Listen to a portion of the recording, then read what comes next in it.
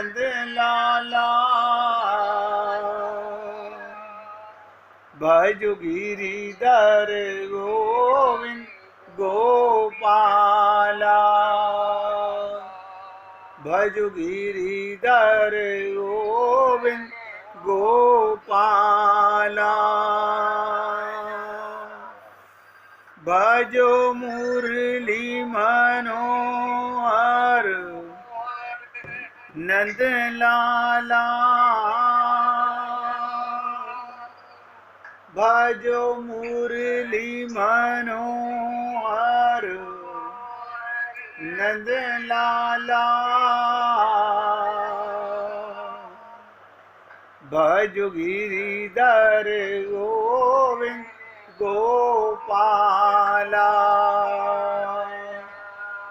भजो गिरिधर गोविंद गोपाला भजो मुरली मनोहर नंद लाला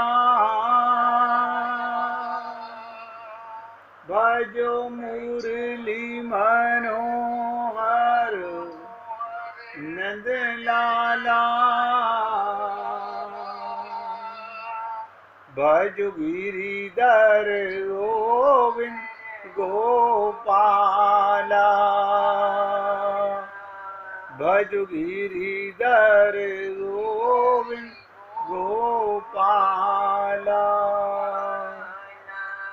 बोलिए वृंदावन बिहारी लाल की जय जय श्री राधे जय जय श्री राधे।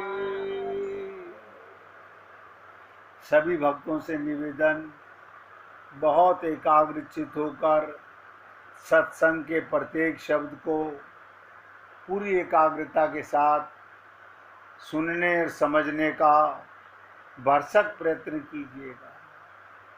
निवेदन करना मेरा कार्य है, मानना ना मानना आपका अपना कार्य है। देखने में ऐसा आता है कि संसार में एक भी मनुष्य ऐसा नहीं होगा जो अपना भला ना चाहता हो, अपना कल्याण ना चाहता हो। कोई नहीं मिलेगा। पूरे विश्व में आप घूम आइए, ऐसा कोई जीव पृथ्वी पर ना तो आया है ना कभी आएगा जो अपना भला ना चाहता हो। फिर भला हो क्यों नहीं रहा? क्योंकि उसको मैं का पता नहीं है कि मैं कौन हूं। बस ये एक ऐसी रुकावट, ये एक ऐसी परेशानी कि जीव स्वयं को नहीं जानता कि मैं कौन हूं। जब वो यही नहीं जानता कि मैं कौन हूं तो भला किसका चाहेगा? आप भली प्रकार समझते हैं, आप और हम लोग कितना जीवन अपने को शरीर मानते रहे। इसी जन्म में पिछले जन्मों का तो प्रमाण है कि हमें अब तक भगवत प्राप्ति नहीं हुई, लेकिन इस जन्म में भी आप अपने को देह मानते रहे और देह का आनंद चाहने की इच्छा करते रहे। अनेक बार आपसे कहा गया ये देह किसी खास मकसद से आपको मिला है और वो मकसद, वो एम केवल भगवत प्राप्ति का है। लेकिन मैं ऐसा तो नहीं कह सकता कि हमारा सौभाग्य नहीं है। हमारा दुर्भाग्य ये रहा कि हम शरीर को मैं मानकर शरीर के आनंद में ही लिप्त हो गए, शरीर का सुख चाहने लगे, पूजा करने लगे, पाठ करने लगे, मंदिर जाने लगे, हवन वगैरह सब करने लगे। लेकिन वो किस लिए करते थे? शरीर के सुख के लिए, हमारे शरीर को सुख मिले। आत्मा का सुख भगवत प्राप्ति करने के लिए कोई नहीं तैयार होता। आप देखिए, हम शरीर से बीमार होते हैं, डॉक्टर के पास जाते हैं, डॉक्टर दवा लिखे। अगर आप डॉक्टर साहब से कहेंगे डॉक्टर साहब दवा आप खा लीजिए, इलाज मेरा हो जाए, दवा आप खा लीजिए और स्वस्थ मैं हो जाऊं, ये कभी हुआ आज तक संसार में? कभी नहीं हुआ। हम संत महात्माओं से कहें कि आप हमारी जगह भक्ति कर लीजिए, आप हमारी जगह पूजा कर लीजिए, और जब शरीर छोड़ें तो हम गोलोक चले जाएं, हम वैकुंठ लोक चले जाएं। क्या ये हो सकता है? आप कहेंगे असंभव। तो फिर हम इतने मूर्ख क्यों हैं? एक एक दिन पूरी ताकत लगा के समझिएगा, हम ब्राह्मणों से पूजन करा रहे हैं, कथा करा रहे हैं, यानी उनके कथा करने से, उनके पूजन करने से, उनके हवन करने से, उनके जाप करने से आपका कल्याण हो जाएगा।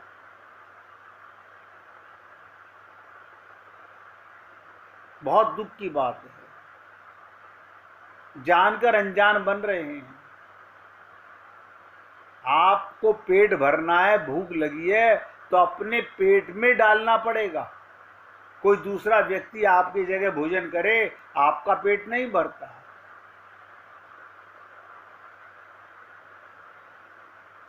बहुत ध्यान से सुनिएगा, अपने लिए भजन आपको ही करना पड़ेगा। अब हमारी मुश्किल कहाँ पर है जो मैं महसूस करता हूँ, हम पाना तो चाहते हैं भगवान का प्रेम, लेकिन संसार का प्रेम, संसार का, शरीर का सुख छोड़ना नहीं चाहते। अब मन एक है, अगर मन दो होते तो कोई रुकावट नहीं थी। एक मन शरीर के सुख में लगा रहता और एक मन भगवान के प्रेम में लगा रहता। भगवान ने एक मन दिया, चाहे तो संसार में शरीर में लगाओ और चाहे आत्म कल्याण में लगाओ। कुछ एकाग्रता से सुनने का प्रयत्न कीजिएगा। प्रतिदिन, हर रोज हमारे आयु कम हो रही है, आयु कम हो रही है, इतना बुरा नहीं लग रहा। अगर मैं यही शब्द बोलूं मृत्यु निकट आ रही है तो बुरा लगता है। मृत्यु निकट आ रही है, इसे मत भूलो। जब आप अपना पूरा दिन बर्बाद करते हो तो आपको पता नहीं चल रहा कि आज का दिन मेरा पाप में लिखा गया। ये देह भगवान को पाने के लिए मिला था, सेवा के लिए मिला था। मैं तो ममता, मोह, आसक्ति, सेवा में ही लगा रहा। मृत्यु के बाद आपके ना रहने पर भी, ध्यान से सुनिएगा, कड़वे शब्दों से शुरुआत करता हूं रोजाना सत्संग की। मृत्यु के बाद आपके ना रहने पर भी आपके घर का कोई काम, कोई अड़चन बाकी नहीं होगी, कोई भूखा नहीं मरेगा। ये सत्य मानिए। आप देखते हैं परिवार में किसी प्रमुख व्यक्ति की मृत्यु के समय कितना हाहाकार मचता है, पर पीछे सब अतीत के गर्भ में दब जाता है। उनका अभाव कितने आदमियों को खटकता है। यही दशा हम सब की होगी। जो चले गए उनके जाने का आप सोचिए, आपने खाना पीना छोड़ दिया, आपने सोना छोड़ दिया, क्या छोड़ दिया? ऐसे आपके लिए भी कोई नहीं छोड़ेगा। लोग भूल जाएंगे जगत का काम ठीक जैसा चलना चाहिए वैसा चलता रहेगा, पर आपके बिना एक काम नहीं होगा। आपके लिए भजन आपको करना पड़ेगा। हम क्या कहते हैं, पहले अपने परिवार का काम कर लें, उसके बाद देखेंगे भगवत प्राप्ति को। अरे परिवार का काम तो परिवार खुद भी कर लेगा। बहुत से माँ बाप के अज्ञानता क्या, हम बस अपने बच्चों की शादियां कर लें, अगर शादी से पहले मर गए तो वो कुंवारे रह जाएंगे। ये नहीं सोचते, नहीं जागते। आपकी जगह आपके बच्चे भजन नहीं कर सकते, भगवान से प्रेम नहीं कर सकते। इस काम की पूर्ति आपको ही करनी पड़ेगी। और आप और हम लोग हर जन्म में इस शरीर के कारण और शरीर की अज्ञानता और उसके कारण ममता मोह आसक्ति के कारण हम हर बार चूक जाते हैं।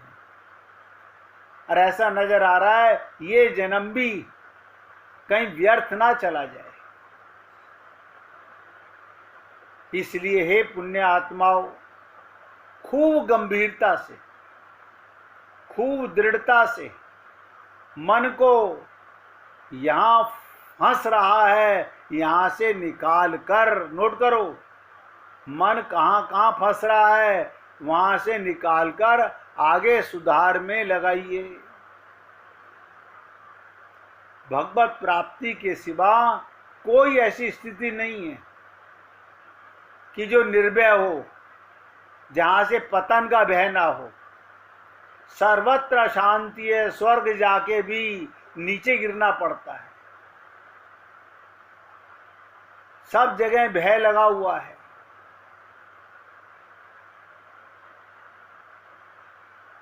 इसलिए उस स्थिति को पाने में हमारी सार्थकता है जिसे पाकर अशांति मिट जाए। एक बार भगवान के हो जाइए। शरीर संसार को सौंप दीजिए, मन भगवान को सौंप दीजिए।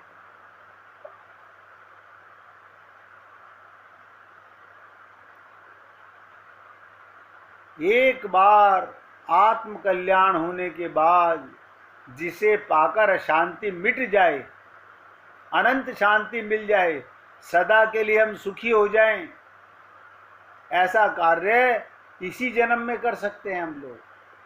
इसके बाद फिर मौका मिले कि ना मिले कोई नहीं जानता। लेकिन हम अभी, आपको नहीं पता, हमसे लोग कहते हैं आपको नहीं पता हमें घर परिवार के काम कितने जरूरी हैं। हंसी भी आती है कि देखो अज्ञानी को ज्ञान नहीं दिया जा सकता, मूर्ख को पढ़ाया नहीं जा सकता। रात के सपने में आपको धन मिलता है, सुबह नहीं रहता। रात के सपने में आप बहुत आनंदित भी होते हो, वो आनंद नहीं रहता। बहुत दुखी होते हो, दुखी नहीं रहते। इसके बाद भी जाग नहीं रहे कि रात को मेरे को हीरे का सेट मिला, सुबह देखा तो गले में रुद्राक्ष की माला पड़ी हुई थी। ऐसे ही ये जो आपको जागृत अवस्था में संसार का सुख मिल रहा है, ये भी रहने वाला नहीं है, ये भी सपना है। निवेदन करना मेरा कार्य है, मानो या ना मानो, आपके कल्याण का मार्ग आपको मिला हुआ है। आप आगे बढ़ो या ना बढ़ो, कोई जबरदस्ती नहीं है। मगर क्या करें, हम ममता मोह आसक्ति के चक्कर में, कोई रिश्तेदार हमसे कह दे हम तुम्हारे यहाँ आ रहे हैं, हम ऐसे पागल हो जाते हैं सब कुछ छोड़कर। मृत्यु को टाल सकते हो क्या? नहीं, मृत्यु को तो नहीं टाल सकते। टाल तो रहे हो। हम संसार के लिए भगवत प्रेम को टाल रहे हैं, भूल रहे हैं इस बात को। सबसे पहले सबसे इंपॉर्टेंट कार्य भगवान का प्रेम पाना है। कल मैंने गीता के माध्यम से आपको बताया कि भगवान श्री कृष्ण गीता के एक नहीं 4 श्लोकों में एक ही बात क्यों बोल रहे हैं। हमसे लोग आप पूछते हैं आप एक ही बात को कई बार बताते हो, किस लिए? एक बार क्या, 2 बार क्या, 10 बार सुनने के बाद भी हमारी बुद्धि में अंतर नहीं पड़ रहा। भगवान ने कहा 4 श्लोकों में, 9वें अध्याय का 22वां श्लोक, 8वें अध्याय का 14वां श्लोक, 10वें अध्याय का 9वां श्लोक, 10वें अध्याय का 10वां श्लोक, चारों श्लोक हम मूर्खों को भगवान बताने के लिए बार बार बता रहे हैं। और क्या बता रहे हैं? ध्यान से सुनो। प्रीति पूर्वक सतत मेरा भजन करो। बताओ, इतनी सी बात। प्रीति पूर्वक, प्रेम पूर्वक मुझे याद करो, अपना मानो बस। फिर परिवार में कौन प्रेम करेगा? अरे बाबा, ये तुम्हारे नहीं हैं, ये शरीर के रिश्तेदार हैं, ये शरीर के संबंधी हैं। शरीर मरण धर्मा है, तुम आत्मा हो और मैं तुम्हारा प्रीतम परमात्मा हूं। इस देह में भी ये समझ नहीं आ रहे कि प्रेम किनसे करना चाहिए।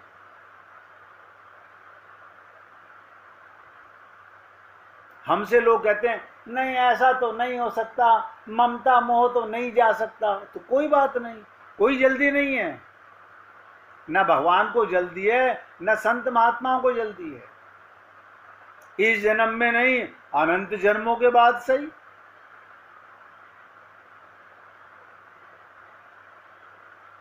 बस इतना सोच लिया कीजिए, रात का सपने का सामान सच्चा नहीं था तो दिन का भी ये सच्चा नहीं है। ये सब झूठा है। कई बार सुन चुके हो कि झूठा है संसार, धोखा खाएगा, कर ले हरि से प्यार वरना पछताएगा। तो भगवान क्या कहते हैं? प्रीति पूर्वक। ये पहले कंडीशन है भगवान की। अगर आप मेरे करीब आ रहे हो तो प्रेम से आइए, मंगते बनकर मत आइए, प्रेम देने आइए। प्रेम से जाओ मंदिर में, प्रेम से जाओ सदगुरु के पास। हम तो शरीर का, परिवार का सुख मांगने के लिए जाते हैं। और भगवान कहते हैं प्रीति पूर्वक सतत मेरा भजन करो, मेरे साथ अपना रिश्ता जोड़ो। गुरु से समझो कि तुम्हारा असली संबंधी कौन है। नाता जोड़ो, उसमें एक एव लगा दो। ध्यान से सुनो। तुम एव, तू ही माँ, तू ही पिता, तू ही पति, तू ही बेटा, तू ही सखा, त्वमेव सर्वम, तू ही मेरा सब कुछ है। लेकिन हम नहीं कैसा कर सकते। हम जितने यहां सत्संग में विराजमान हैं, एक नहीं कर सके, एव नहीं लगा सके। हमसे भी प्रेम करो और दूसरों से भी प्रेम करो। क्या भगवान इतना ईर्ष्यालु है? हम परिवार में सबसे प्रेम करते हैं, कोई नाराज नहीं होता। अब बताओ, संसार के सारे लोग स्वार्थी हैं। भगवान तो सोचता है मैंने गलत किया इनको शरीर दे करके। अभी भी ये समझ नहीं पा रहे हैं।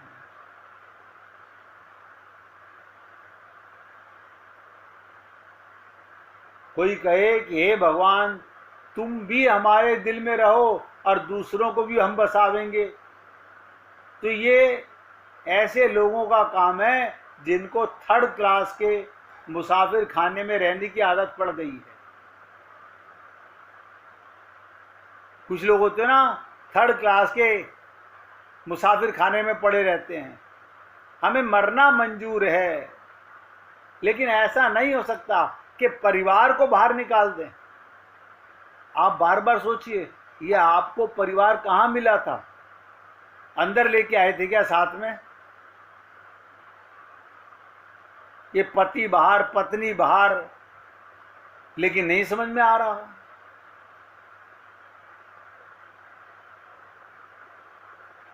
जहां गंदगी भरी है, ऐसे नहीं तो वह अकेले ही रहते हैं। जब देखते हैं भगवान के यहाँ तो पहले से ही 10 जने बैठे हैं और उनसे प्रेम, इनसे प्रेम, तो भगवान कहते हैं सीताराम ऐसे के घर में क्या बैठना, क्या जाना। अब आप देख लो, आपके हृदय में पूरा परिवार, और परिवार ही खाली नहीं, सामान, जिस चीज में आपका अपनापन है वो सब अंदर बैठे हुए हैं। 10 आवे 10 जावे सो नहीं, मुसाफिर खाने में भगवान को बिठाओगे। अरे हृदय का कमरा साफ करो भाई। सारे संत महात्मा चिल्ला चिल्ला के कह रहे हैं हृदय का कमरा साफ करो। हम ड्राइंग रूम साफ करते हैं, आज मेहमान आने वाले हैं। कभी अपने इस शरीर के ड्राइंग रूम को भी साफ कीजिए, जहां भगवान का साक्षात पहले से बैठे हुए हैं, भगवान नजर नहीं आ रहे। भगवान कहते हैं बस मेरी कंडीशन है, मैं अकेला रहूंगा, माम एकम। आपको वो अच्छी लगे या ना लगे, भगवान की बात आपको अच्छी लगे या ना लगे, भगवान कहते हैं एकम। भगवान कैसे रहते हैं? किसी के दिल में ये बात भगवान लोगों को मालूम होने नहीं देना चाहते। वो कहते हैं हम अकेले दिल के कमरे में जैसे रहते हैं वो हम जाने और हमारा प्रेमी जाने। ये मैं जानूं या वो जाने, कितना जाने तुम्ही तुम हो जाई। अब कोई गंगा से पूछे कितनी पवित्र गंगा थी, सारे लोग, करोड़ों लोग गंगा में स्नान कर रहे हैं। पता नहीं से क्या जल्दी थी समुद्र में मिलने की। वहां जाके अपना अस्तित्व खो दिया, मीठे जल को खारा बना लिया। ये आप क्या जानो कि गंगा समुद्र से क्यों मिलना चाहती है? क्योंकि आप तो भगवान से मिलना नहीं चाहते, आप तो संसार को सुख देने में लगे हुए हो, आप भगवत प्राप्ति करने में नहीं लगे हुए।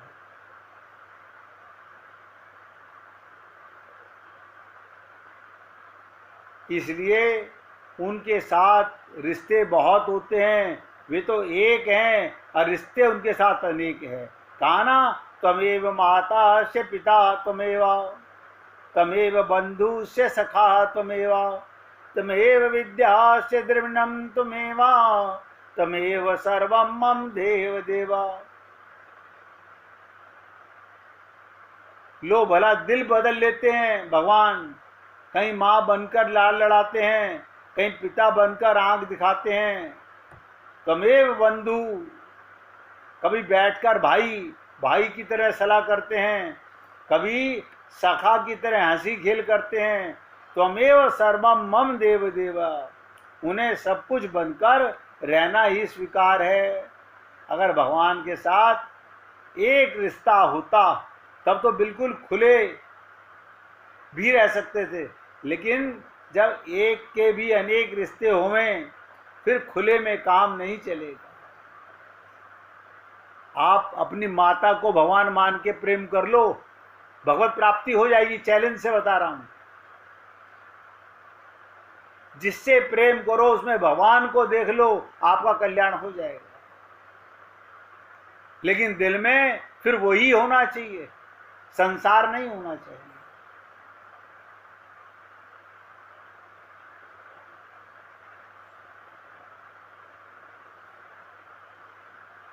उसके लिए मतलब ये ईश्वर के साथ अपने सारे भाव, सारे संबंध जोड़ना है। तू ही मेरा पति, तू ही मेरा पिता, तू ही मेरा सखा, और तू ही मेरा प्रेमी, तू ही मेरा बेटा, तू ही मेरा स्वामी, तू ही मेरा दास। बताइए, है कोई संसार में ऐसा रिश्ता? आप बता दो।